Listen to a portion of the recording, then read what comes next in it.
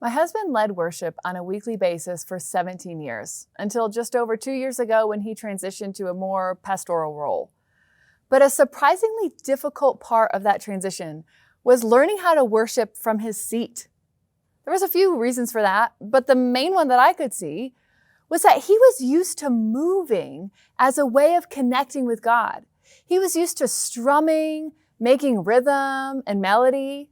Now he was just in his seat with limited space to move and nothing but his voice, which is fabulous, by the way. Like, come on, imagine how the rest of us feel. Like, this is all I have to worship with?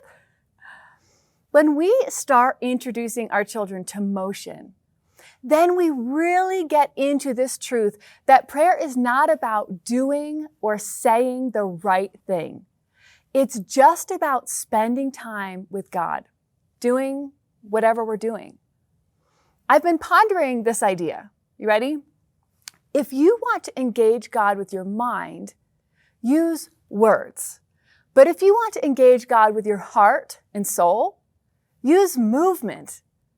It's not totally true, right? We can pour our heart out to God in the form of words. I mean, look at the Psalms. But there's some truth to that. There is a heart and soul level of connecting with God that doesn't use or even require words. And it's not that that's better or deeper. It's just another way our children can connect with God. Just the other day when I was interceding for my neighbor, you know what that sounded like? Jesus, Jesus, Jesus. You know what that looked like? Jesus, Jesus, Jesus. That's it, right? And the point is that there's a way our children can engage God in prayer that isn't so centered on the words we speak. So how might we introduce this idea that prayer doesn't have to be so centered on words? Well, you might say, hey, I'm going to put on some worship music and we're going to spend some time talking with God. Why don't you take this Play-Doh and just play with it and shape it while you thank God for different things He's given you? Maybe you can even mold it into some things you're thankful for, right? If your kids are really little, you might say, hey, why don't you play with this Play-Doh? I'm going to pray out loud and we could just pray together, okay? Or you'd say, hey, we're going to thank God for the many things He's given us and the wonderful people that are in our lives. Why don't you just write down some things you're thankful for on this piece of paper?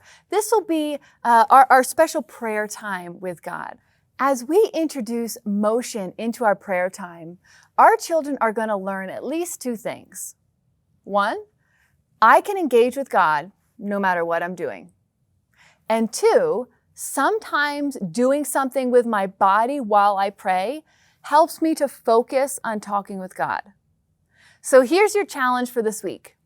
Give your child a piece of paper and a pencil or crayons and ask them to write out their prayers or draw some pictures for God.